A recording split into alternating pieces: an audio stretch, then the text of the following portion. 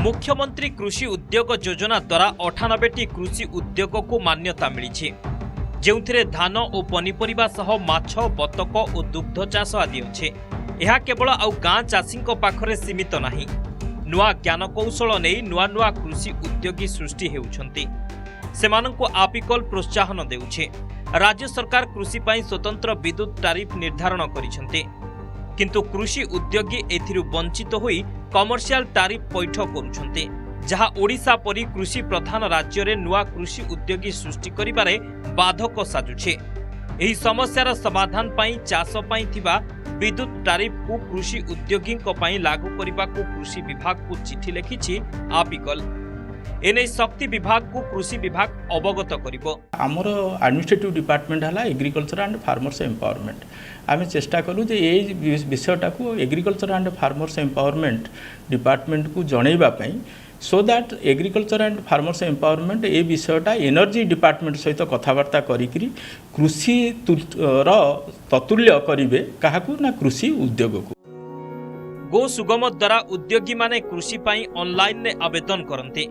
जिलापालक अध्यक्षतार थिबा कमिटी कार्यादेश आकार रे गो अहेड लेटर देइथांती। काम सरिबा परे सबु दस्तावेज स्थानीय कृषि अधिकारी को देबा परे जांच करा जाए। जांच होई ताहा आपिकल पाखकू पठा जाए। आपिकल दुई प्रकार सब्सिडी देउछे। साधारण वर्गर पुरुषों पाई 40% सब्सिडी थिबा बेले महिलांको पाई 50% सब्सिडी व्यवस्था अछि। रिहातीर सर्वोच्च सीमा हेउछि 50 लाख टंका।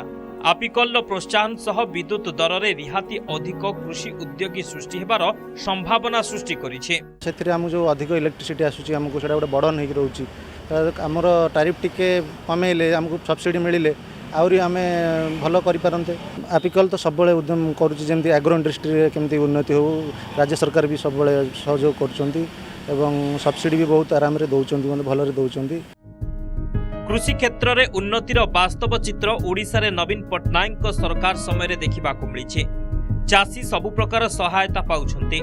चाषी को आय द्विगुण करिबा पई कृषि, उद्यान कृषि, मृत्तिका संरक्षण, मत्स्य और प्राणी संपद विभाग पक्षरु विभिन्न प्रकल्प को संयोजन करिबार ब्लूप्रिंट प्रस्तुत करिसंती राज्य सरकार, जहार विभाग वारी रिपोर्ट मगा जाइछे।